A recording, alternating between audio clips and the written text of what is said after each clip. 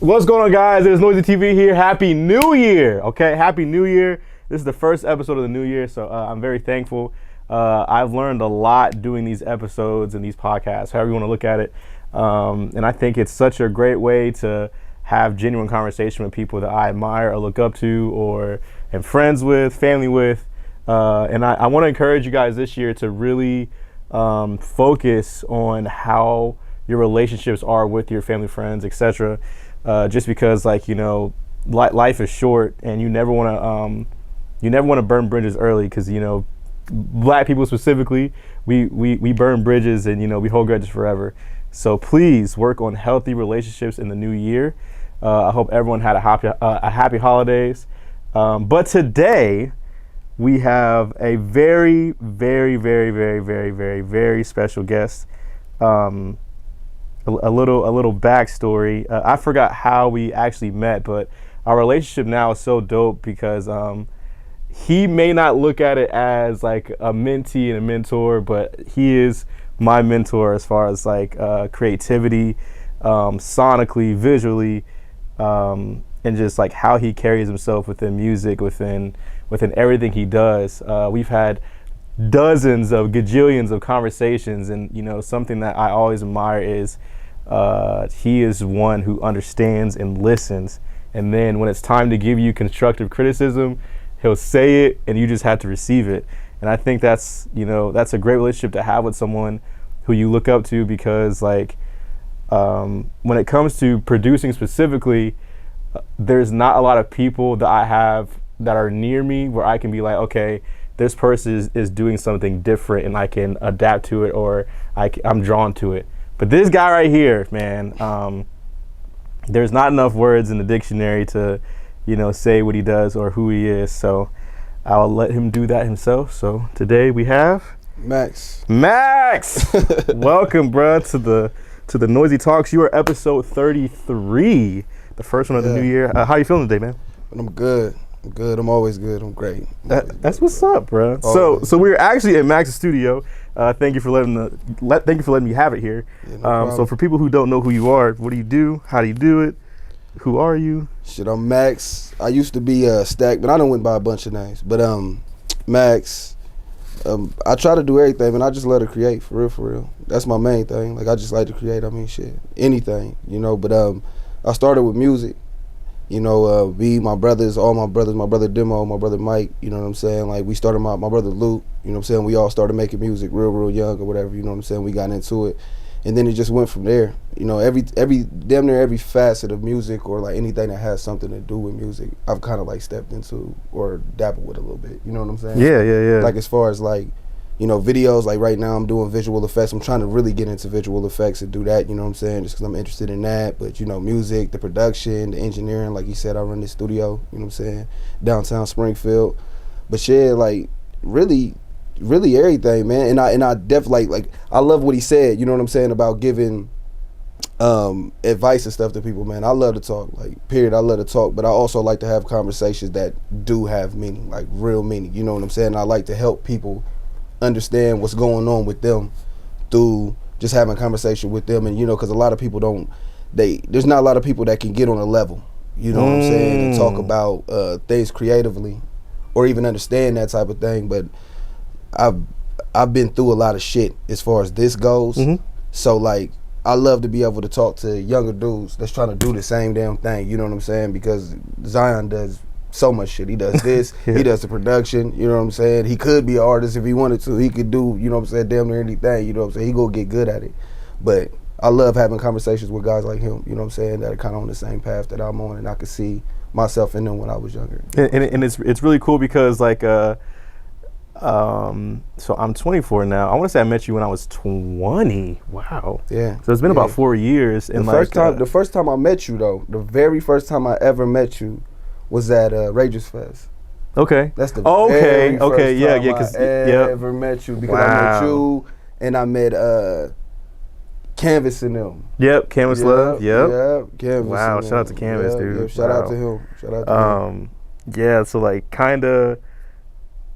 Wow, I didn't remember that. But that's what's up. But meeting there into now, it's like, you know, it's been really cool letting him see me grow, because he'll be like, even though I may not comment or share stuff, like, I really am watching you, bro. And like that means a lot to me, because I really do look up to him as far as like creativity and music and all that stuff. So it's very great. I'm very grateful for him to be here today. But for people who don't know how these episodes work, there are an interviewee and an interviewer, and I have 6 questions that people have no idea, what I'm saying, just because I like genuine, authentic conversation. But today is gonna be a little bit different. I kind of want it to be like a little bit more special, because like, he is more of a music head than I am, but we share some of the same ideas and all that stuff. So instead of 6 questions, it's going to be 4, and then the last 2 are going to be music related. So are you ready? I'm ready. All right, let's get to it. Question number 1, and I'm sorry, people. First of all, I forgot the spatulas, and my cue cards are over there, and it's very tight right now as far as time. So I'm just trying to get everything done. But I'm on my phone today. So question number 1, being a father of now on the way 5. Yes. Wow, being a father of 5, man. What is the most important lessons you teach your children? And how I kind of put that together was like, you see stuff as a father, you see stuff as a partner, and like the stuff that you grew up with is obviously going to be different from the stuff that you teach your children. So like what are the important lessons that you do teach your children like in today? I mean, my kids, they pretty young. They still young, so it's pretty much it's the basics right now. But the things that I do want to instill in them, and the things that I try to instill in them, are like, at this point, responsibility, accountability, and being able to communicate well. You know what I'm saying? Because I feel like as children, especially, like all my kids are under, like my oldest is 7, so like all my kids are very young, and I feel like real quick, can you put it up? Oh yeah, my fault. You're good. You're good. I feel like, let me put it right here. Let me try to make sure. Let me put it right in the middle. Then you gotta turn it on because you turned it off. On in the front, my fault. I got you. You should be good. All right. But yeah, so like responsibility, accountability, and communication, like I said, because like I know people that are even older, like way older than us, that still can't do any of those things. They're not responsible. They can't take accountability for, what I'm saying, the shit that they do, and they definitely can't communicate. I feel like that's a really big thing just in the world, period. So just growing up and just seeing how I grew up, and like you said, it's going to be a lot different. You kind of try to fix those things. I mean, if you a person that can reflect on those things, wow, and you kind of try to figure out what you would have wanted or what you feel like you would have needed to be able to be ahead, or get ahead. Because like in our community, man, like while our parents are raising us, they're still trying to figure themselves out too. Like a lot in our community, you know what I'm saying? Like, so really those 3 things are really what I'm trying to instill in them right now, because I can't really put too much on them, because they're kids. Yeah. But I do want them to understand how to control their emotions and be able to communicate their emotion. That's really what I'm working with my kids on now, because they're dealing with other kids and they in school and stuff like that. And kids gonna be mean. Some kids is just gonna be mean for no reason. Some kids got other stuff going on at home and they don't know, and they not being taught how to control their emotions and stuff. Sheesh. You know what I'm saying? Yeah. So that's really what I'm trying to instill in my kids right now, and just really get them to stand up for themselves too. You know what I'm saying? Because it's easy to it's easy to not want to, like at schools, you can get in trouble for standing up for yourself a lot. You know what I'm saying? Like there's like you're not supposed to hit a person back when they hit you, stuff like that, all stuff like, I don't forget all that shit. You know what I'm saying? To me, somebody put their hands on you, you do whatever you do back to them, you know what I'm saying? Because it transcends the teachers and all that. You can't let people think they just can deal with you any type of way they want to. You got to show people that you're going to stand up for yourself. So that's another thing that I'm trying to instill in them right now, really. So when it comes specifically to communication, because communication is such a big thing, like with emotions especially, how maybe difficult is it to do it, since they're, or I'm sorry, how difficult is it to kind of teach them to control their emotions or to express their emotions at such a young age? Because it's like a lot of people in adulthood carry so much from childhood. Mm-hmm. So, when you're teaching a child or, whatever, how to control their emotions, what are some things that you tell them, or how do you be an example of, you controlling it? I'll be real, man. It's extremely hard because I'm still working on it. Yeah. You know what I'm saying? Like, yeah. I lose my temper with my kids a lot. And not in, I ain't wilding out on my kids. I don't really believe in, like, whooping my kids' ass and stuff like that. I don't really believe in whooping my kids, like, a lot. You know what I'm saying? Being abusive. I don't think that's always the answer. I don't want my kids to think that every single time they do something or they do wrong, it's gonna come with an ass whooping. Yeah, you know what I'm saying? That doesn't equal discipline. Yeah. I don't want it to be like that. And for real, my parents weren't like that. You know what I'm saying? My parents weren't like just whooping our ass every second. Like my dad, he never my dad's put his hands on me twice in my life because he always he taught me a communication thing. Like him and my mom used to get into it. Like my mom like, man, he need his ass whooped right now, and my dad would be like, man, he understand. I'm about to just talk to him. You know what I'm saying? And but. It's extremely hard, you know what I'm saying? Like, it's extremely hard because kids, man, I used to think like, oh man, when I see kids at the store and stuff, I'll be like, mom, she just whoop her ass, this and that. Like, sometimes that shit don't make it better. It really don't. Like, they spazzing out, and it's like these kids really be going through shit in their head. Like, you know what I'm saying? They don't understand it. They don't understand how to, you know what I'm saying? So you just got to keep doing it with them because just like anything else, it's learned. It's learned. Just process, like all the bullshit that you later on in your life, that's a learned thing. You know what I'm saying? People not knowing how to communicate or people not being able to, you know what I'm saying, take accountability and shit, those are learned things as well. You know what I'm saying? Like it's programming. Like, you know what I'm saying? It's either way. It could go either way. And I feel like a lot of new parents don't really understand that concept because like new parents obviously young adult parents, they're still kids too.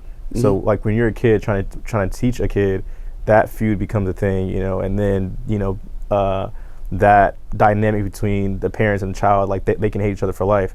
But I feel like where newer parents have to understand, or what they have to understand, I should say, is that your child is curious. At one point you were curious too. Yes. So everything that's like, okay, why should I do this? Should I do this? Why should I do that? I'm going to do this because you told me. It's curiosity. Yes. But, and I'm not saying that you should let them do whatever because, still be a parent at the end of the day. But understand that it's never out of like bad intention. It's more out of curiosity. I just wanted to say that. Yes, no, and that's crazy because me and my woman, like we've been having more conversations just about our childhood and the way we want to raise the kids, and then certain things that she sees, like I grew up, like my mama say, hey, don't do that. It's like, don't do that. Yeah, we're done. If I say why, that's crazy. You know? Right. You're getting right after that. Yeah. If I say why, that's wild. Yeah. And like even my brothers in them, like if I say why, like it's like, oh, nigga, you tripping. Right. Like, what do you mean why? You already know what she about to say because she said so type. You know what I'm saying? Mm-hmm. But like at a certain age, that is a real thing. I do believe that. At a certain age, it's a real thing.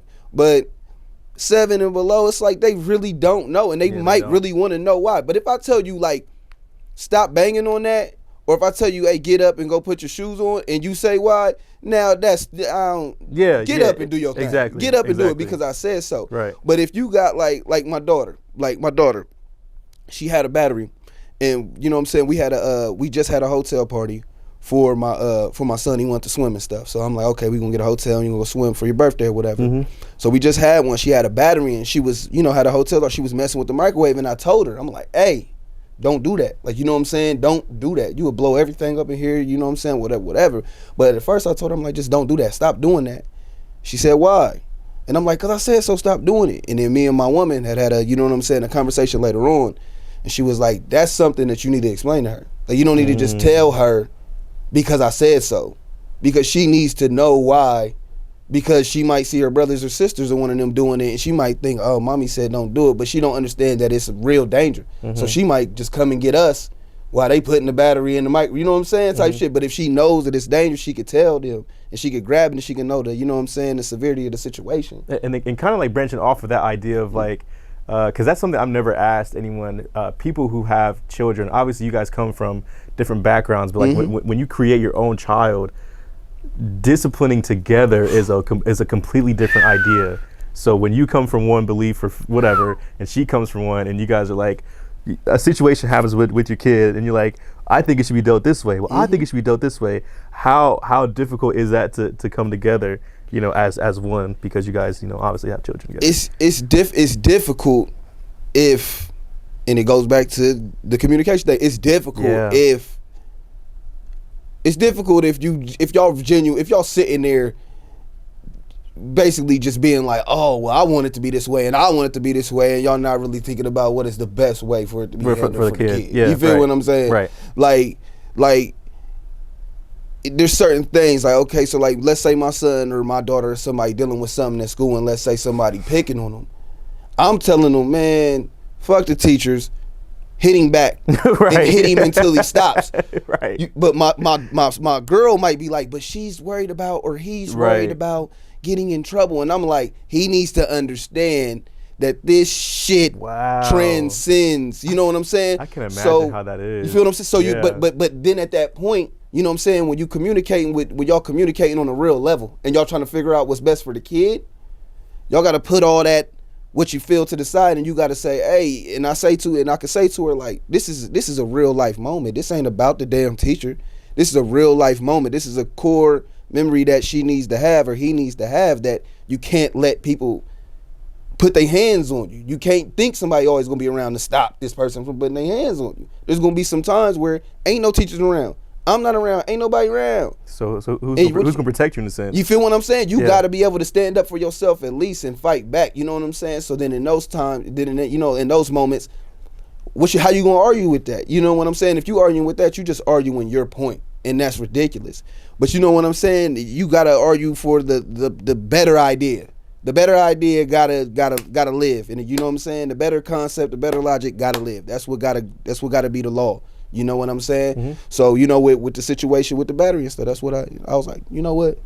You right. You absolutely right. Damn, that's crazy. I never really thought like that, but I'm like, you are absolutely right. These are, and I swear, this is like 2 weeks ago, and that's how parenting and that's how this shit goes. My whole vision, my whole perspective on how I interact with my kids as far as that type of shit has completely changed. I'm constantly assessing, do I need to explain this to them, or do they just need to do what the fuck I'm saying? And that's something that's, I'm not gonna say that's not your fault, but it's just because of what you learned as a kid. Exactly. Because like, you know, it was don't do that, and like you automatically understood, okay, if I do this, I'm getting in trouble. Yes. But I don't need to know why. Exactly. I shouldn't ask why. And like that was the point. And like I kind of get confused where the newer generation of kids are getting the questioning back from. You know what I mean? Because like, obviously discipline is different for everybody, but for even for me, like, you know, I did have my why moments, but I also had my, okay, mom said don't do this, don't do it. So it's like, it's just really interesting to see how children are. But then again, I think about this though.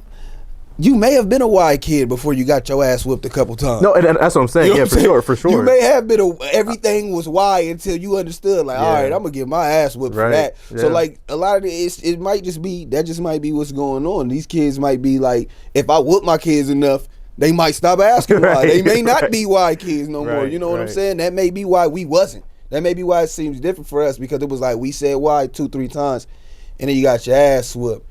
You know what I'm saying? And I'll be real, like. It's man, there's a lot of benefits to having children. Like, not even just the fact that you had a children, and you know what I'm saying, you get to see these kids, like, really, like, it's exciting to see them learn shit, explore shit, be proud of themselves for doing new shit, and just how much they learn, and just how much they see, and just how much they take in is fucking amazing. But there's also a lot of perks for yourself, man. I'm trying to tell you, like, if you a decent person, bro. If you're not a decent person, bro, you know what I'm saying? That's real shit. Bro, if you're not a decent person, you have to throw that in there. It's crazy. Because some people aren't decent people. Some people have get that children 100%. and they just be the same person for their whole life. And more power to you, whatever.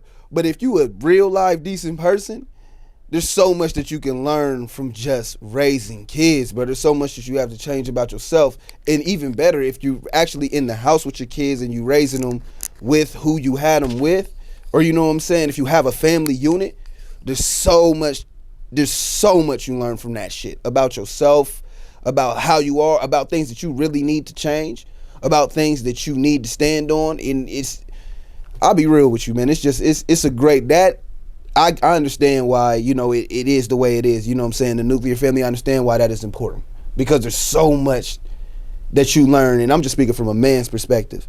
And like I said, if you're a decent man, there's so much that you learn from that shit. Like, you know what I'm saying? By running a family, by raising kids. You know what I'm saying? There's so much that you learn from that. Is it hard because, like, now having one on the way with 5 total, is it hard giving each individual child time? Oh, extremely. Yeah. Extremely. And you see it. Because every kid wants to, you know, be the center of attention. Every kid does. Yeah. Some of them don't, but like most of them do. Most at different points. Most of them, everybody gonna want to just be one-on-one. You know what I'm saying? We make time for that. We try to make time for that as well. Like, you know what I'm saying? We make times for that. We definitely do. But it's hard, bro. It's hard.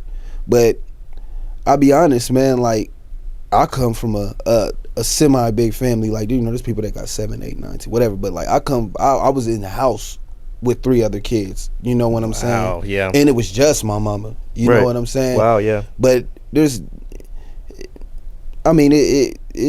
tough, but you can make it happen, man. Like, anybody that act like it's really, really, really, really that difficult, I don't know. That's not my experience with it. That's definitely not my experience with it. And I'm not just saying that to say that. That's not my experience with it. If I see it and I notice, you know what I'm saying, like, I try to accommodate. You know what I'm saying? But, you know, you just do what you can as far as that goes, you know. But they got their brothers and their sisters, and I feel like that's a dope thing, because I love that. Like, that's the only reason why I wanted my kids to have a big family, because I loved growing up with all my brothers and sisters and shit. That shit was the shit. Like, so much stuff that we did, all the games that we played, all that stuff like that, and, you know, having older brothers and stuff and learning from them, that shit was fun to me. You know what I'm saying? Like, yeah, but yeah, it's trying. It is. It's tough to do it, but you can get it done, bro. But we're going to transition, guys. This is why I like this guy, bro. Very detailed answers, bro. Okay, yeah, man. I really appreciate that. It makes it easier, you know, for just conversation. Yeah, man. But that's good questions, bro.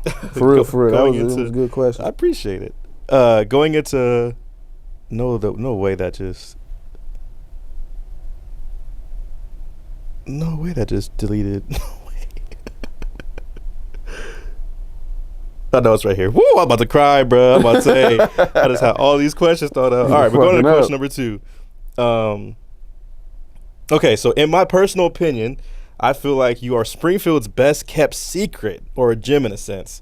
And like, the reason why I say that is because when I do tag or link his stuff in the bio, just go check out his creativity, his production, his visual effects. Like, it's something that you haven't really encountered, especially from a local standpoint, because like a lot of people who are local, they don't have the drive to be original. They have the drive to be, oh, that person I look up to, I want to be just like that, and then they create their entire personnel against that person's, you know, person. I know that's a lot of persons, but who cares? So for him, I think he's an alien. I say it all the time, he's an alien. There's nothing that he can't do. If you put something in front of him, he can definitely do it, you know, with time. So that's why I say that. So when it comes to creativity, where do you get your inspiration from, and how hard is it to overcome a creative block? And that's something I really don't know as far as like your inspirations, because I mean, like, you do what you do, so like I don't I know I can't really compare or like say, oh, he did this because he got inspired by this. So like like where do you get your inspiration from? And then I'll go into the second half. Man, this sounds cliche, bro, but everywhere, bro. Like, I'm looking for it. That's why. I'm like actively looking for it. Like I'm obsessed with this shit. That's why, like, I'll be honest with you. I feel like that's why I can do, and I'm saying this in the most humblest way. I feel like that's why I can do anything. Yeah. I feel like because I genuinely become obsessed with it. I don't know if it's like a personality trait or like, you know what I'm saying. I don't know what it is, but like, I mean, like, you can ask anybody around me. Like when I get into something, like I'll be genuinely obsessed with it. Like my mind is always on it. You know what I'm saying? And like I'll go hard. I'll stay up all night to figure out what I need to figure out to get it done the right way. I'll talk to who I need to talk to. I ask questions. I ain't got no problem asking no questions. I ain't got no problem asking for no help. Like I genuinely find inspiration in everything, and especially people like that. Especially people like how you explain to me. That's why, you know what I'm saying, I appreciate that to the max. You know what I'm saying? Because I champion originality, I champion creativity, I champion people being, trying to find what it is that they like about something and honing in on that. I'm not even gonna lie to you, I hate to hear somebody and feel like I can get that from somebody else. Yeah, I won't even listen to you. Yeah. If I feel like, well, I can listen to Drake and I can get this same feel, and that's my thing. You can sound like Drake, you can make music like Drake, whatever, but can you do it in your own way? Because nobody's completely original. Everybody got shit from everybody. But can you do it in your own way and give a certain feel, give a certain emotion? You know what I'm saying? Like, that's all I champion. So that's what I look for. And I'll be real with you, like, there's a lot of stuff that I do that is verbatim what other people have done. Okay. But it's to learn what I like about it and what I can and what I can't do. If I hear it, there's times where I do covers. Y'all never hear them. But there's songs where I'll be real with you. No, yeah. But there's songs, and y'all may hear them, but whatever. But you know what I'm saying? There's songs that I'll do just because I'm like, I like that vocal range and I want to see if I can do something in that range because I like how that sounds, or like I like that tempo of that beat, so I'll do something like that. You know what I'm saying? Like I said, I'll watch a movie and I'll try to recreate that scene, or I'll try to recreate that effect. Like I got pictures in my phone of videos, like actual music videos, that I'll just screenshot pictures of scenes that I like, and then I'll look at the camera, and so when I go out for my next video, I'll look at it and I'll be like, oh, that's how that camera was set up. It needs to be back a little further. The bokeh was like this. I need this type of lens. This lens ain't gonna get it. We can't do that type of scene. You know what I'm saying? Right. You always got a point of reference, but I feel like that's the father of originality is trying to copy something else and not being able to copy it, and then it just ends up being something completely different. You know what I'm saying? Like, that's how I come upon the original shit. Is trying to like, okay, I like what they're doing. I'm gonna try to do what they doing a little bit, but I know I can't do everything that they do, and then eventually it turns into something of my own. You know what I mean? And I really feel that's why, again, humbly speaking, that's why I feel that we are able to do, like, we have no limits, basically. Especially when it comes to music. Like, there's nothing that we can't dive in. No. There's nothing that we can't create. There's nothing that we can't do. But it's also because we have a respect, people. We have a respect for everything when it comes to country, rock, rap, everything we have a respect for. And I feel like when people are just like, oh, I don't mess with that crap, or I don't mess with that, you're automatically putting yourself in a box, bro. Man. And I think it's so easy to just explore. Like, I'm not gonna say like currently, but I used to force myself to listen to country music because I hated country music, hated it because I never took the time to understand it. But now that I understand it, boy, Little Big Town, Chris Stapleton, bruh, all the people, bruh, they are crazy, I bro. fool with it, bro. I definitely fool with it, bro. But I fool with it. The only thing I can't get into, the only type of music that I really cannot get into is like screamo. I cannot do. I get it, but that's actually what I grew up on. Like that. That's wild. That's one of the first genres. And you was in church and shit too, bruh, yeah. But listening to screamo, that's crazy. Bruh, Christian screamo, bruh. Christian screamo. Yeah. They got Christian screamo. Yes. Oh my God. Skillet, August Burns Red. Who's the other? I wouldn't know. That's Under wild. bro, we Christian had screamo, yeah, cause like I don't know if you know like aggressive God music. I don't know I don't know if you know like What? those wow CDs like gospel wow CDs. Mm-mm. Where it was like they would put like a bunch of the hits from like the Oh gospel. yeah, like a now 17 like that, but in that wow, okay. So they did that with gospel, Yeah. but then they did a version with just screamo stuff. And you got wind Wore of it out, was bro. fire. Wore it out, bro. Wore it out. Said it was fire. No, but it's just like, you know, having the respect for a lot of things helped me understand stuff on a different level, and like that's why for me specifically, I'm really into classical score music, because it's like, you know, when people watch films, if you watch a film without music, you just like, bro, this movie's so stupid. But you have to create a feeling to what you're seeing, and that's what I think we really are aligned in creativity, because it's like when we see something or when we feel something, we're like, hey, bro, like did you feel that, bruh. Nigga? Yes, because I'm feeling it with you. You're the only person. I'll be real with you, brother. You're the only pause. But you're the only person, bro. Like real shit. Like I've seen you. Like I've seen you get teary eyed, bro, to music. I'm emotional, bro. And I'll be like, this nigga gets it. Like this nigga really gets it, because like I may not be getting teary eyed with you in that moment, but you know there was something about that. Like there's times where I've heard music and I'll be like, that shit hit. I'll be like, damn, this shit hit. Yeah, it hits, God bro. damn, this shit hit. You know what I'm saying? Like but with anything, even like movies. I remember one night I was sitting there and I watched Belly, like, which is my favorite movie of all time. I watched Belly. And that shit went off, and I was just so turned up off that shit. I turned that bitch back on, man. I said, man, turn that motherfucker back on. This is my shit. Because at the end, I'm like, man, this shit is, I don't think people really understand how much goes into this shit. Like, you know what I'm saying? Like, and just the thought that it's the most, I don't know, it's the most intangible thing. Like, you know what I'm saying? Like, it's the most intangible thing. Like, you can't touch music. Like you can't feel it, and it's just so fucking wild, bro. Like it's just the wildest thing. Like when you sit down and you have no idea what you about to make, and then at the end of it, it just all makes sense. It all comes together, and like bro. in the albums, like when I hear certain albums, I'll be like, this motherfucker sat down and all this shit ended up flowing together, and he's just pulling. They don't even like Cuddy's first album, like just how specific it was, like Soundtrack to My Life, then Cuddy's Own, then like how specific all of those things were. Like it must have been how people felt with Biggie when he did his thing, and then everything kind of made sense, and it was like sequenced like a movie. Like that was Cuddy's album was the first album that I paid attention to that resonated with me on that level. I was like, this shit is like a fucking movie. And then he had a lot of orchestras, and it was scored. It seemed like it was scored to a certain, like it was just the strangest shit. You know what I'm saying? And when I first heard that, I was like, oh no, this is crazy. Like you could do so much more with music, and then it takes you off in the movies. And shout out to my nigga Stoney. Shout out to HV Stone. Shout out to my brother. Yeah.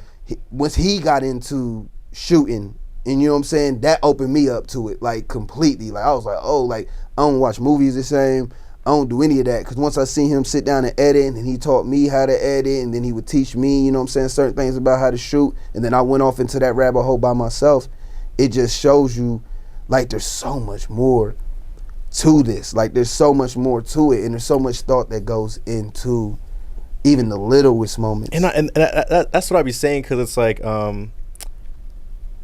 for example, if you take a piano and you press one note, bro, that one note can create everything. It can create a movie, it can create a song, it can create a short, it can create a jingle, it can create the smallest things can create everything.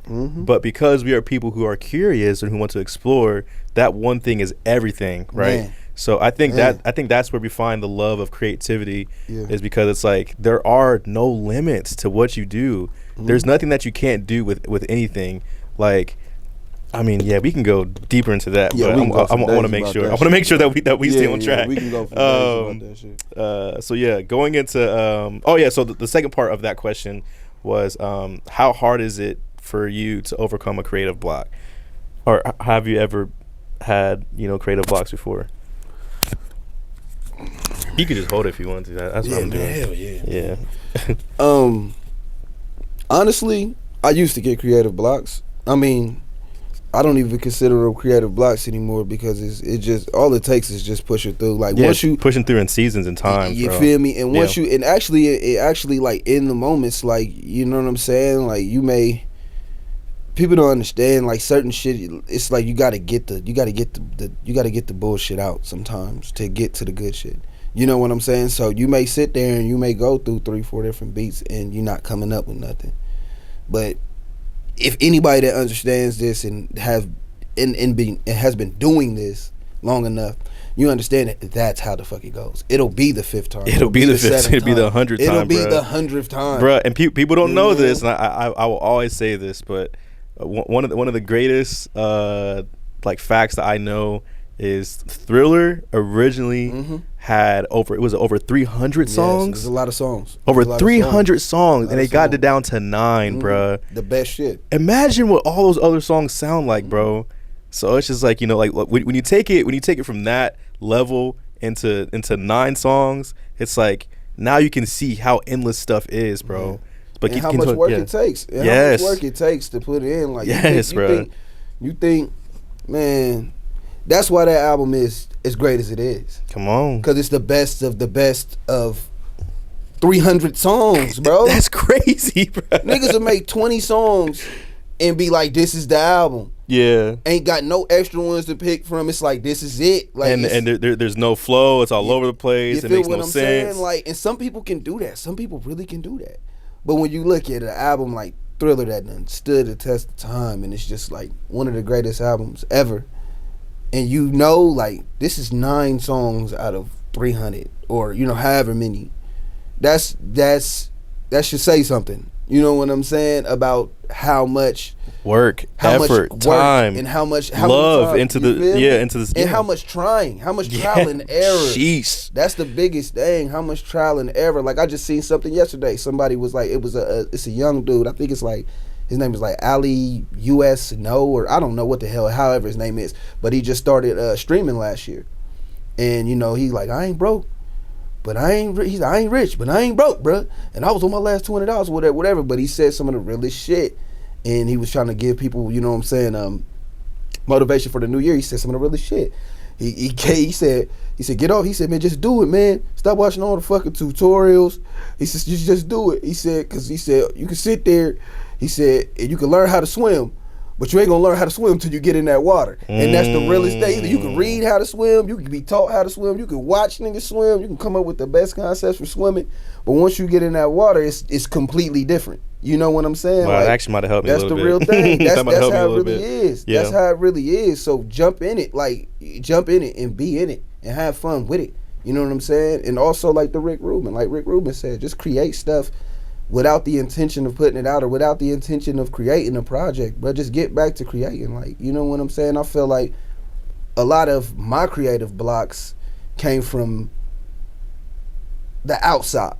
You know what I mean?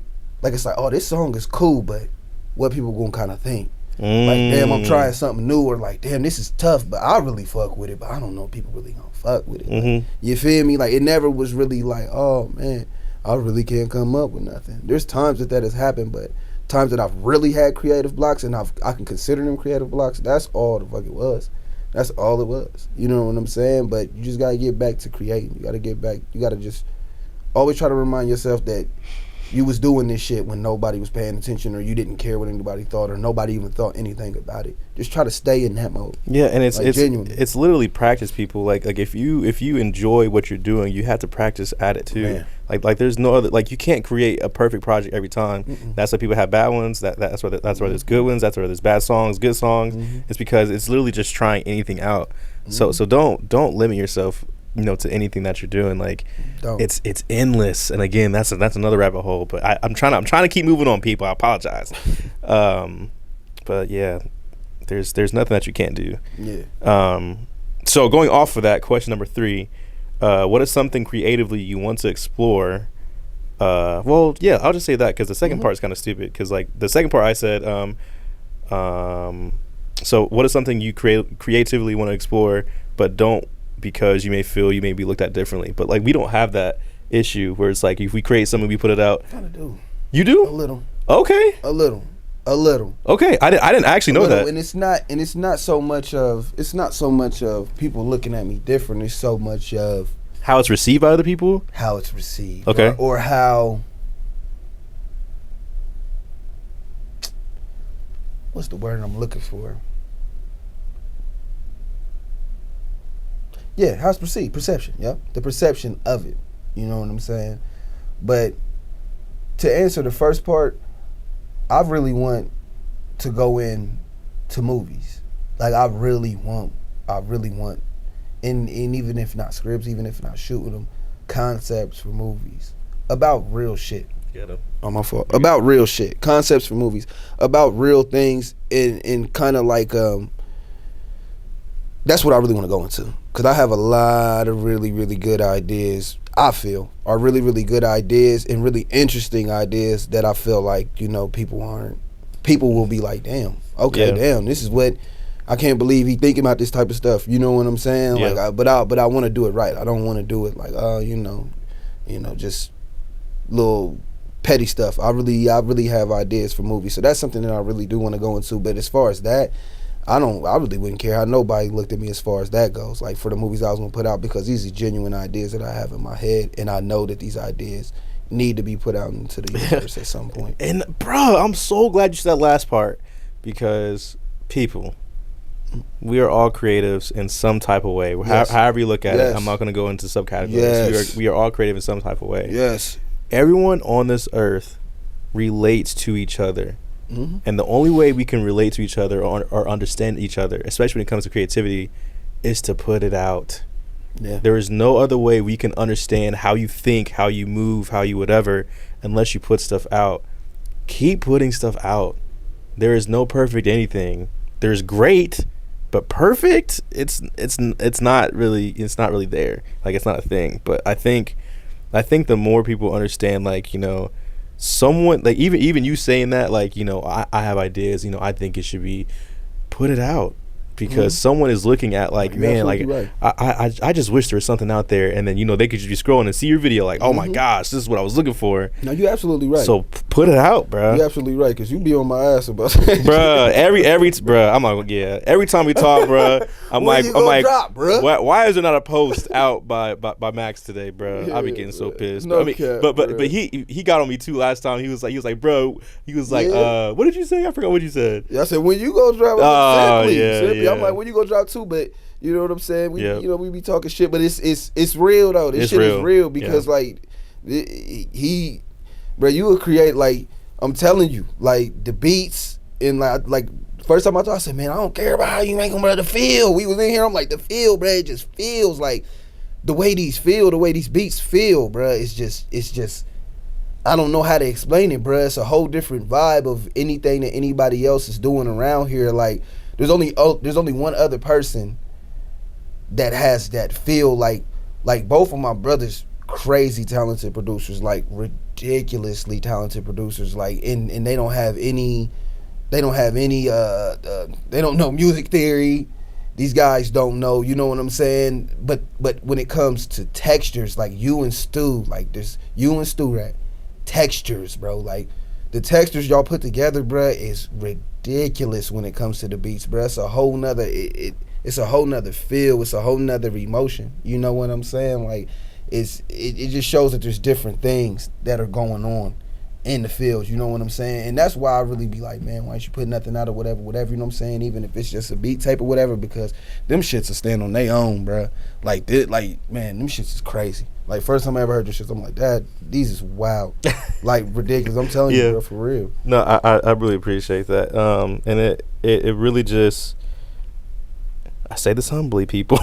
I say this humbly, but I can feel like I feel like I can say that I'm one of the best in Ohio when it comes to creativity and especially musically.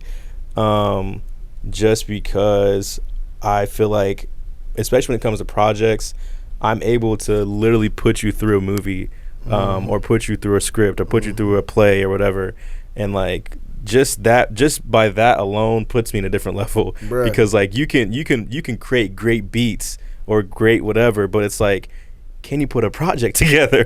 And that is a whole different lane, because it's like, and like that's why I kind of feel bad for certain. I shouldn't say feel bad. I wish other producers challenge themselves more to create actual projects, because to make a project flow is one of the hardest things of all time, because you have to understand how it flows into the next song. If you have an interlude, does that make sense from where the first song? Am I conveying a message through all of it? And like that's why we not necessarily look up to, but we appreciate the people who are at a certain level, who create at a high level, like Kendrick, Tyler, Frank, Cudi, Andre, like we appreciate it, because it's like we not necessarily we don't necessarily know, but we understand the process behind it. And like even with the projects that I'm coming out with next year, it's like these have been 5, 6 years, 7 years in the making, people. like there's a lot of like music I have that I was like scrolling through on my my Logic app. It was from like 8 years ago, and it's just now coming out next year. So it's like you really have to understand and appreciate the process and the stuff that you're doing. Please understand that, what you have. I'm saying this to you. I'm not talking to people right now. I'm saying this to you. Sure. What you have is beautiful, bro. Musically, creatively, visually, you got it, bro. So I'm not gonna say I challenge you. I hope that you're in a place this year where it's like that it's time to put stuff out, just to create and put it out. I'll be real with you, man. Everybody be on my ass, bro. Because like everyone sees it. I don't. What's the deal, bro? Dog. I'm a perfectionist, dog. Like, I get it. I'm too bad. Yeah, you know that though. To a fault. Yeah. To a fault. Like I am like. I'll be real with you. It's getting better, because it's getting better. And it's easier to, be like, this shit is actually dope. This is actually some shit that I want to put out. It's definitely got a lot better. Because at one point when I was younger, I was just putting shit out left and right. Like, it ain't fucking matter. Like, you know what I'm saying? And even when I was around, when I was a little younger and stuff too, like older but still younger, man, shit, I was putting shit out left and right too. Like, you know what I'm saying? Just keep putting shit out left and right. But I got to a certain point where I just became a super perfectionist, and like you said, I wanted to do conceptual albums and conceptual this and that. Like, and I would get so lost in these concepts, and then it'd be this concept, and then it would go off into this, and I'm kind of feeling like doing this. There was so much shit that I was trying to do at once, type shit. You know what I'm saying? It could either be a good thing or it could be a bad thing. I'm about to say that is one of the main downsides of being a creative, is like our ideas are freaking endless, bro. And it's everywhere, bro. It's everywhere. And especially when you have ideas about every facet of it.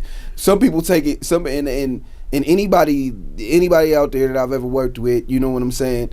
They may take me as being like a control freak, and I always want to do everything, and I think I can do everything better than everybody, but it's never that. It's just that I have ideas about everything. He's explaining me right now, people. Ideas out. You know what I'm saying? Yes. Like, I want to get these ideas out, and I'm passionate about these damn ideas, and this is what I enjoy to do. I love to do this shit. So, like, I'm not very good at compromising. Come on, you know what I'm saying? I hate it, bro. I'm not very good. I hate it. That's why I'm in control of a lot of shit. Like, you know what I'm saying? Like, even with me and Stone, like, over the years, man, that man he's had to be like, all right, this nigga want to edit his own goddamn video. This nigga want to direct his own goddamn video. And he's had to be like, okay, cool, I'm going to let him do his thing. Like, I'm going to let him do his thing. You know what I'm saying? He's been graceful with me with that. Like, you know what I'm saying? I'm going to let him do his damn thing. You know what I'm saying? Like, but, like, it was never to slight him. It was never to be like he wasn't good. That nigga's amazing at what the fuck he does. Everybody knows that shit. That nigga's the man at what he does. But I just always had ideas. And I was like, man, I want to get these ideas out too. You know what I'm saying? Like, and what better way to get them out than through my shit?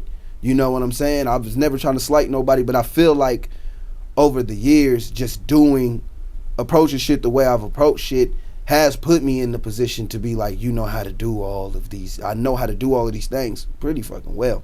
And like you said, it is time. It definitely is time. It's been time. But just the perfection, the perfectionist in me. And like I said, like we said, we only, like, we love legends. Like like we love legends. We love people that are transcending things, doing things that are just, you know, thought provoking or super creative or just out of this world. So I feel like that's my base level. It has it has to be something that's just ridiculous. That's our problem though, because and like maybe, and you could probably disagree, I don't know, but like I think one of the main reasons why I never put stuff out, because like one person who has literally changed my life as far as creativity is Kendrick, because Kendrick has no boundaries as far as like rap goes and all that stuff. So like one of the albums that changed my life were To Pimp a Butterfly. So like seeing how he did trap, jazz, and all that with poetry, interludes, concepts, damn near scatting, like it's like, bro, how do you do that and make it work? So like when it came to myself, I was like, man, if you don't match To Pimp a Butterfly, I ain't never putting nothing out, bro. So like when you talk about perfection, I fell down in the rabbit hole when it comes to that. Like next year, it's like, you know, I don't want to I don't want to be a person that was like, man, I should have put this out, or something like that. So I'm about to just that's the person that I feel like I feel the same way, bro. It's crazy. I really feel the same way at this point. I'm like, man, even if this shit ain't what I think is like super great, and this is what my brother told me. He like, bro, the shit that you think is great, it's like ridiculous to everybody else. He like, the shit that is great to everybody else, bro. Like, you gotta understand, bro. Your bar for quality is like way higher than a lot of fucking people. Than the regular eye. Yeah, like, yeah. Bro, you tripping right now, nigga. You don't. How you want your shit to look like you had $50,000 to make it, and you don't, nigga. We don't. Just genuinely don't. We got a tripod and a camera, bro. That's all we got. You got a MacBook Air, nigga. What the fuck is you trying to do a whole movie, nigga? What the fuck, nigga? You gotta, you know what I'm saying? Like, and I had to sit there sometimes and be like, yeah, man, you right, man. You know what I'm saying? You gotta be like, yeah, you right. Yeah. But still in your heart, you like, man, nah. You wrong. You wrong. Shit don't feel right to me, nigga. It ain't perfect yet. It still ain't there, nigga. I hear you. Right. But just a little bit. Right. I need to do it just give me like 3 more years, that bro. That mix need a little more work. Then be like, bro, that shit bang in the whip. Right. It bang in the studio. Right. That shit bang on the TV. That shit bang on the phone. Right, nigga. right. I'm at work listening to it. It bang. He like, put it out. Man, I just need to, there was a note. And I need to, nah, nigga, you know what I'm saying? I'm really trying to get out of that, bro. I'm really trying to get out of that, bro. Like, I'm definitely trying to get out of that, because I do understand that. Like, microphone again. On my fault. I do understand that this shit, you can't take it with you, bro. And like, when and this shit it's not ours. Like, that's how I feel about it. Jeez. It isn't ours. Like, this is not mine. You know what I'm saying? Yeah. And like, I feel like the only reason why, you know, the Kendricks and Jay-Z and Kanye and them exist at a base level, as far as if you want to get spiritual with it or whatever, is to push the next creator forward. It's never just for, oh, nigga, I make music. Yeah. It's like, oh, I make music, but inevitably you're going to inspire other people. Yeah. You know what I'm saying? Yeah. And that's the highest level of what you can do. You know what I'm saying? So it's like, what the hell? Like, wow, you know not like you saying that, you know, inspiring people is the highest of that. Man, that's the highest level. That's my thing. That is my thing. Like, that's my thing. I want to make money because I got all these goddamn kids. You know what I'm saying? And I ain't trying to be struggling and shit. Yeah. You know what I'm saying? That's the only reason why I walk into a job or I do anything that I do for money. Anything that I do for money is because I want to have nice shit, and there is Benzes out there, nigga, and why can't I have one? You know what I'm saying? Type shit. Like, whatever. But at the end of the day, like, when I think about when I'm going to be gone or whatever, I want people to talk about me like you talk about me. Like, I want you to be like, I'm doing this for you because there was somebody that did this for me.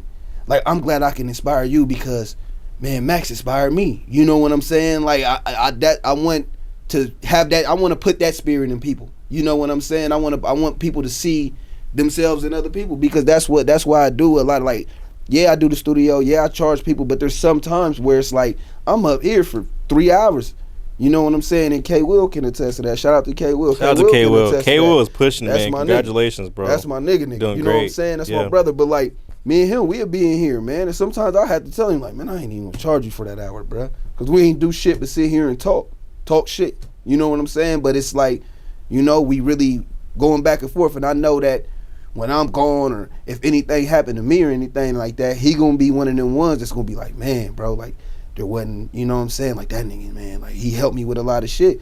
That's what I enjoy doing, bro. Like, I enjoy it. Like, I get carried away with it sometimes. Like, you know what I'm saying? Like, I want to install shit on the nigga computer and all types of shit. I got you, nigga, just to make sure, you know what I'm saying? Like, I get carried away with it. That's what I genuinely love to do. I like to help motherfuckers, bro, especially creative people, bro. Especially when I see something in you and I know that you got the potential to do it. I'm going to try to help you at any point, because wasn't a lot of people doing that shit for us, bro. And I felt like, you know what I'm saying, when I was younger, I'm like, damn, bro, like, somebody would have took me under their wing when I was younger. You know what I'm saying? Like, and I'm not saying now, but I'm saying, like, when I was younger, I always felt that way when I was younger. Like, when I was younger, I'm like, damn, bro, fuck, I need to find a mentor. But it was always money. They always wanted money, and I was able to spend the money, but that was it. Nobody was really willing to sit down and be like, this is how you make a song, besides my cousin Luke. You know what I'm saying? But that's because it's my blood. You know what I'm saying? He had to do that, but that's my blood, besides my cousin Luke.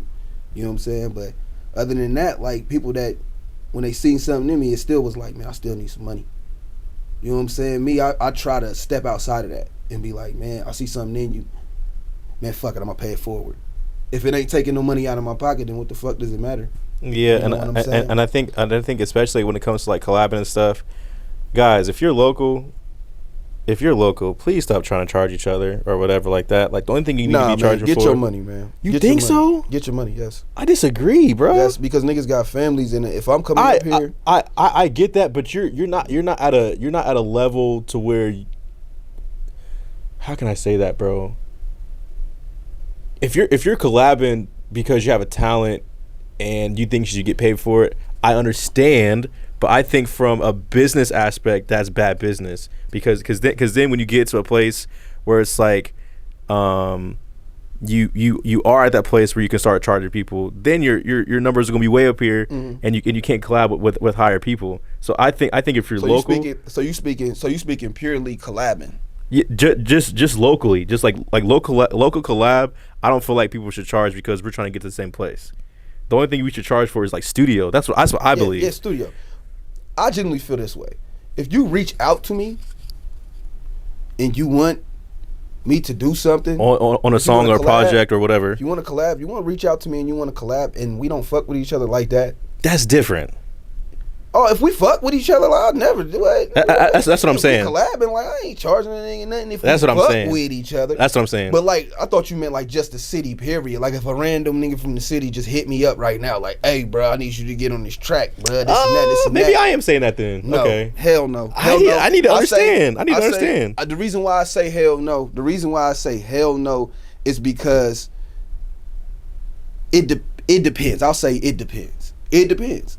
If you fuck with the song and you really like the song and you feel like, you know what I'm saying, you fuck with the person, you get with them, y'all kick it, y'all feel each other out, and you fuck with them, you like, man, this is a person I genuinely fuck with, man, I ain't gonna do them like that.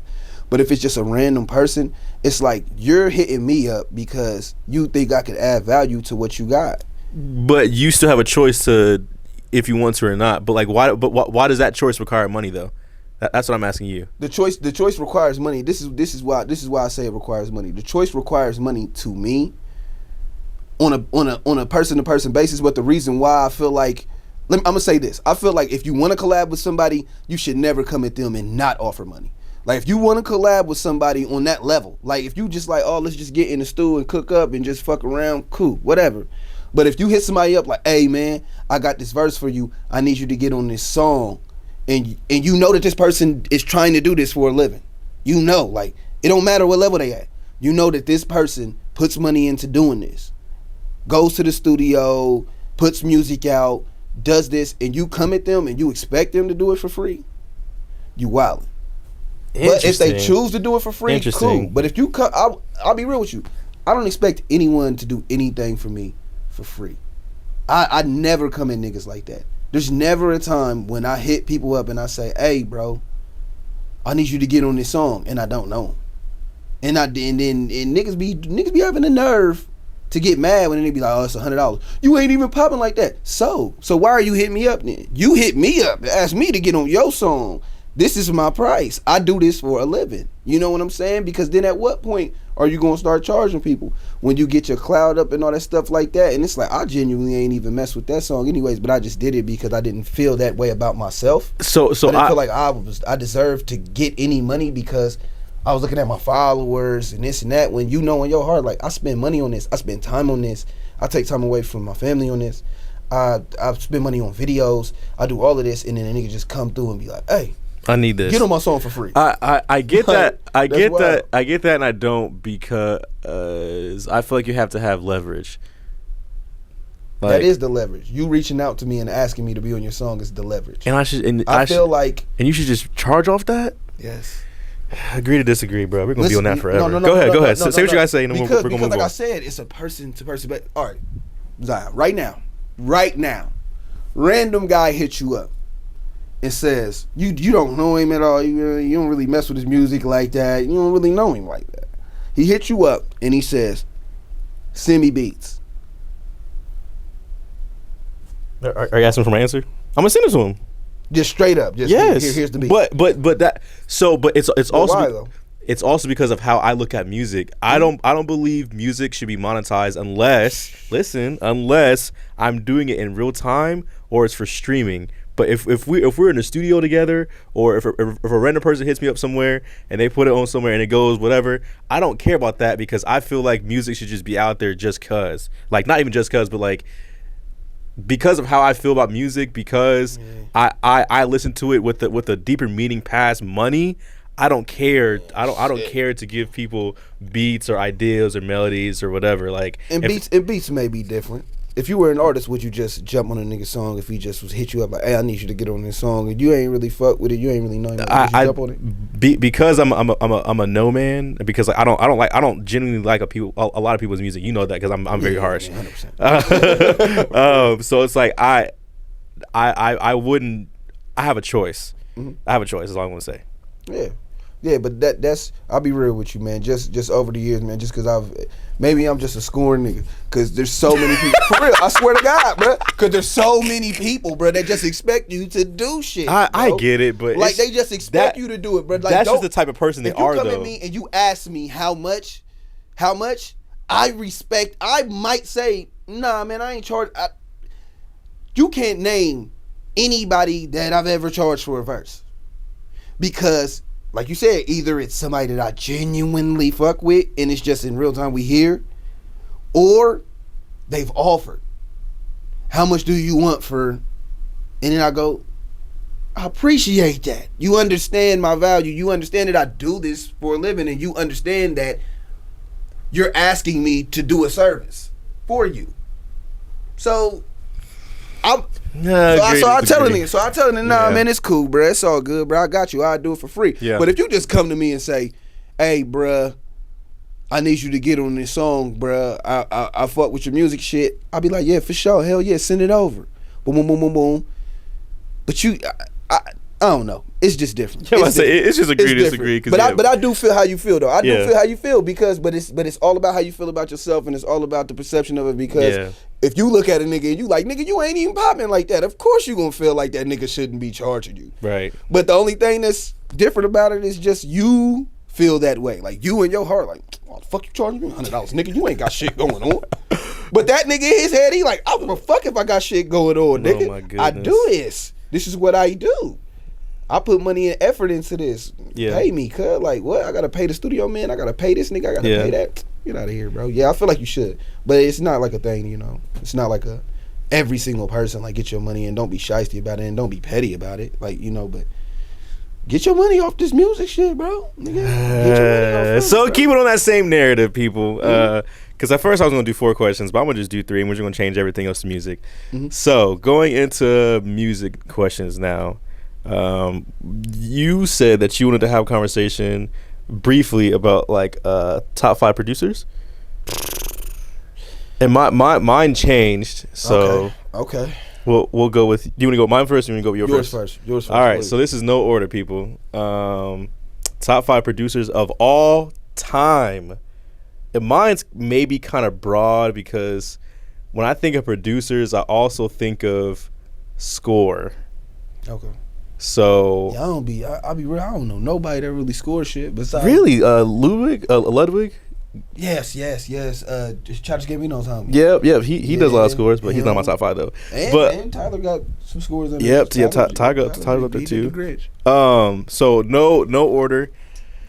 I have Quincy Jones. Yeah. Yes. I got Kanye. This is 2. I got Timbaland. Hans Zimmer. Bruh, what?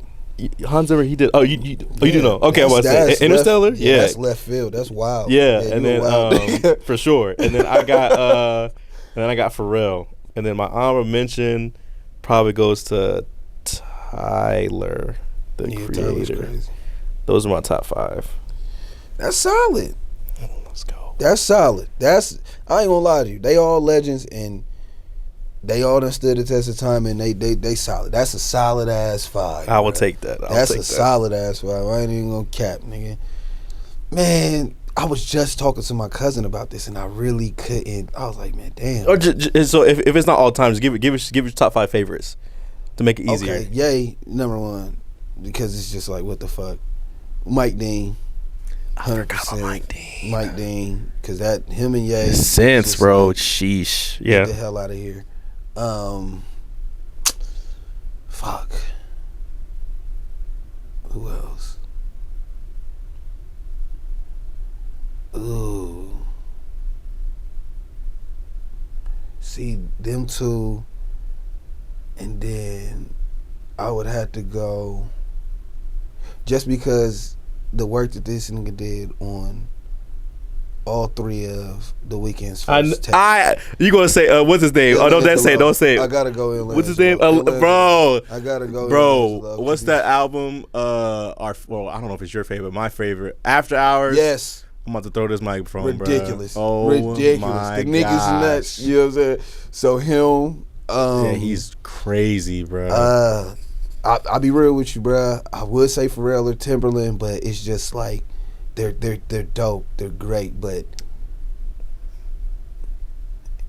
I just don't. They're dope.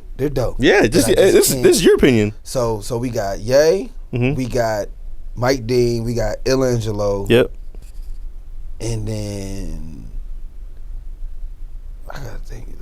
Man, boy. I mean, 40. Tripping. 40. Drake? Yes, 40. Because it's just like nothing. Man, listen. Go ahead, bro. This is your opinion. Man. No, come on. No. We're going to go down a rabbit hole. We ain't got that much time, bro. All right. For sure. Get the mic again. The mic. My fault. 40. And then who really done did some shit that I was like, what the fuck is this? Because I got albums.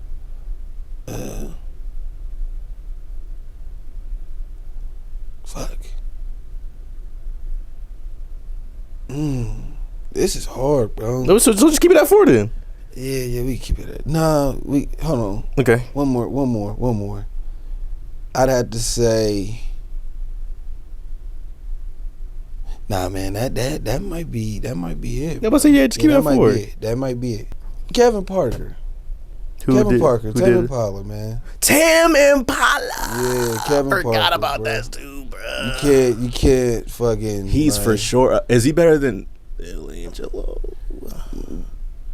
Yeah. Okay. I just want to make sure we're on the same. No, because Illangelo got range. Like you could tell when it's an. So does Tame though. Thing. No, you could tell when it's Tame Impala though. There's an innate thing because of the groove. Groove you can always tell. In the drums, in the sonics. The sonics is always the same. Illangelo, this motherfucker, I didn't even know he did "Fall Apart" by Post Malone. That shit blew my mind because that's one of I was like, this shit is an amazing fucking song. I didn't know that.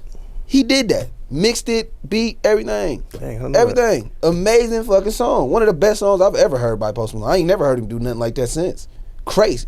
You know what I'm saying? But yeah, like he's nuts. But the reason why I give it to 40 is just because I feel like a lot of shit now, no.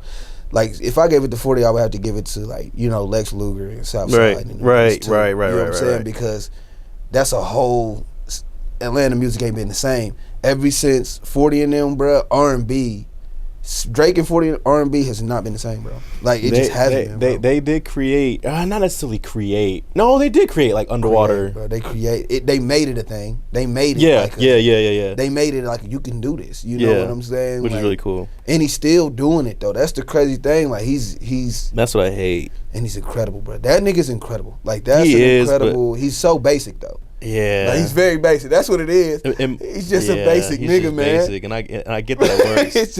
And then my two honorable mentions are Alchemist and Hit Boy.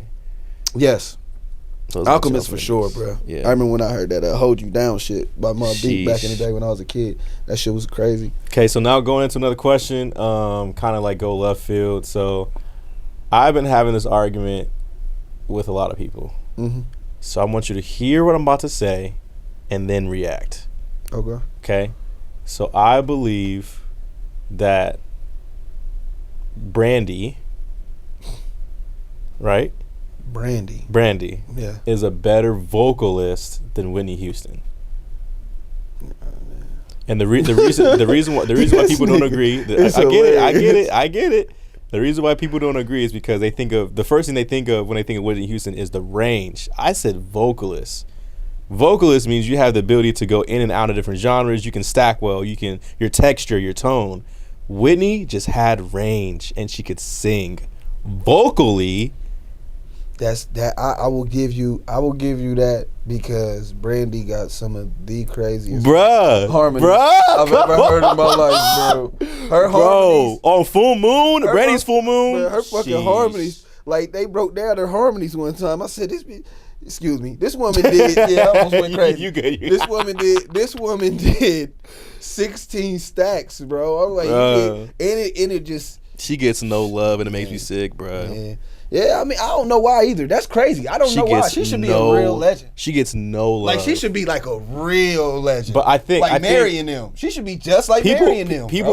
I get that people think that she doesn't have hits, which you can kind of agree. But she has great albums. And that's why I hate when a lot of people are at certain pedestals because they have hits. And I get that hits matter. But albums hit way more than hits, bruh. Because all you're going to remember is, those songs were so good. But you can't name an album. I don't know. That's just me. I feel like that does a disservice to the artist. Exactly what you're saying. Hits kind of do a disservice to the artist because it doesn't, like you said, it doesn't. It's not equivalent to being a body artist. I can't get a body of work. Yeah, you make hits, bro. But because Jeremiah, K Camp, they'll come with a banger. Mm-hmm. Every 6-7 years, and it's a certified banger. Right. Like the shit be crazy, but their bodies of work are like trash. I don't know none of them. I'll be real with you. I know one by Jeremiah. It's that Late Nights or something like that. Can't name one. And that's all I know. Other than that, and I don't know many songs from that. But other than that, I don't really, you know what I'm saying. But yeah, I agree with you on that. I definitely do agree with you on that. But honestly, I haven't. And my mom gonna be pissed, but I haven't really dove into Whitney. I don't know a lot of Whitney. She's not that great. Anyways, you wild. She's not that great. She's great, but she's not that great. I think the same thing with Beyonce though, but that's a whole different conversation. Yeah, no, I feel the same way. Okay, just making sure. I swear to God. And then the last thing is in these last few years, who is an artist that has really grown in your in your area of music that you really appreciate now? Two people for me is Lil Yachty, and Jaden Smith. Yachty, 100%. Because bruh, I want everyone to go listen to Cool Taste Volume 3 Trippers Edition by Jaden Smith, and you tell me if there's a bad song in there, bruh. That came out in 2021. I have to go listen to it because I liked a few of them off Sire. My homie Kid put me on. Yeah, don't listen to his in between stuff. But that last project with the deluxe edition, there's not one bad song on there, bro. And I'm gonna have to check it out. It's very Beach Boys vibes. So it's it's sonically different from Sire and all that stuff. Of course, he one of them. Yes, he one of them. Yes, bro. Ain't none of this shit ever gonna sound exactly. And that's why I appreciate it. But go ahead. You said Yachty, and who else? Yachty, and who else then grew on me? Who else I felt like really done developed? So you liked yes. Let's Start Here? Yes. Woo! Shit was crazy, bro. That's album of the year for me, bro. I don't care what nobody says, I'll be bro. real with you, man. I was calling niggas about that shit. I was too. That's bro. People thought I was, bro. It's not that great, bro. Y'all don't hear what I hear, bro. Bro, I was the fact that he did it and he executed it well. That's what makes me so happy. He executed so perfectly, bro. Very well. I didn't think he could do it. I didn't think he could either. And it was just like when it came, I'm like, all right. When it came on, and I'm like, and then just the Pink Floyd and the Tame Impala vibes. Then he even had some Bee Gees vibes on. Yes, bro. With that I wanna be where you are. That shit is crazy. That shit is nuts. He's bro. Come on, bro. Him for sure. I could honestly say him, and then another dude that I really fuck with. I've been fucking with him for a while, but I feel like he going into a whole nother space, and he's actually about to. He turning up. Is Baby Smooth. Smooth. I'll dive in. Baby Smooth. It's a Detroit. But like his new one that he just put out is just like I could tell he moving into a direction where it's like, all right, bro, I'm about to really try to turn up and really like go to a whole nother place. I feel like with V's and everybody that's all the Detroit and all the Michigan people that been popping out this year and like really hitting a different scene, you know, and kicking it with different people and stuff like that. And I feel like Baby Smooth is like starting to be like, okay, man, fuck this. Like, I'm really that too. Like, you feel me? And I feel like he want to prove himself now. Cause I listened to his tape yesterday. I just had it running. I'm like, okay, you usually don't miss, but this nigga ain't missing, bro. This shit is nice. A super shock to me for one last person I've been like kind of gravitating towards is Lil Tyler, bro. No, that I can't listen. That 17-year-old kid is gonna have so much room to do stuff, and like so maybe like not his entire discography, but specifically his last song he put out, "Change My Ways." I'm like, bruh, if you go in that route and like literally work on cadence, flow, perception. He already had a nice little flow. Yeah, he had a style. Yeah, he had a style. It like the beats that he's putting out, like it just wasn't, you know, pertain to him. But I think he has a long way too. Like he has a long way. He definitely does. Well, and just one. There's one other guy. Yeah. That I was a fan of for a long time. I was a fan of him for a long time because he just always was like counter to the mainstream, but he was right there. It was like he had a cult following right there. It's lucky I'm just really not impressed with anything that nigga's doing. Lucky? Yes. Yeah. Lucky. I'm just not impressed with anything he's doing. For a while, he was nice. I'm being real with you. Like he was nice. At first, I didn't hear what you said until just now. No. You said I'm not impressed. Yeah, I'm not. I hear what you're saying. The reason why I'm saying it because I genuinely fuck with dude, and he's one of them guys that like it's on the. He's gonna be big. He's gonna be huge here in a second, but it's just not.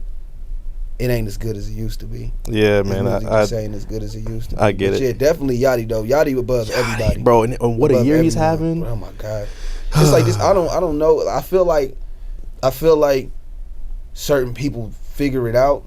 Like when Childish Gambino did "Wake Up My Love" and start doing Atlanta. Yes, bro. That's the same feel that I get from what Yachty. Yes, bro. That's the same feel. I can't wait to see it, bro. I really hope he stays in that like rock-esque stage. Have you seen the movie Leave the World Behind? Have you watched it yet? I haven't watched it yet. I don't plan on watching it. There's a song at the end that he did. It's called Yachty? Paradigm. Yes, it's called Paradigm. I think I when gotta you watch hear it now. after you watch the movie and then you hear this song in the credits, bro, it's too much. It's like it's just. Oh my goodness! It reminds you of the movies back in the day. It's just too much. Well, guys, getting to the end. All right, guys, it is the end of the episode. I really appreciate you guys, for watching. I was gonna do. Well, would you have any questions if I said like, if you want to ask me something? Would you have any questions? No, I mean, shit. If you want to go another hour, bro, I ain't really. I was say cause we could really. Brief. This would be 3 hours long, people. So we might end it here. There might be like something. There might be a studio vlog that we do in the future, which I hope. Bro. It's not gonna be brief. Yeah, it's not gonna be brief at all. You see, we are two passionate, artistic people. I said artistic, not autistic. Don't get mad at me, people. But yeah, Max, I just really want to give you your flowers, bro. You're doing an amazing job with the studio, with the stuff that you're putting out, with the people that you're helping creating. It's such a beautiful thing to see. And as a mentee, I mean, obviously you probably never knew that you're a mentor to me, but because I never asked or anything like that. But it's mostly because of how I see you move, how I see you do stuff, how I see you create. Like just being in the presence of someone who loves and appreciates stuff the same way you do, I mean, you can't do nothing but learn from that person. So I want to say I appreciate you, and next year, bro, we're dropping. We're dropping next year, no matter what it is. That's my word. No matter what it is. But I appreciate you guys. It is NOIZ.I and Maxx, and we are out.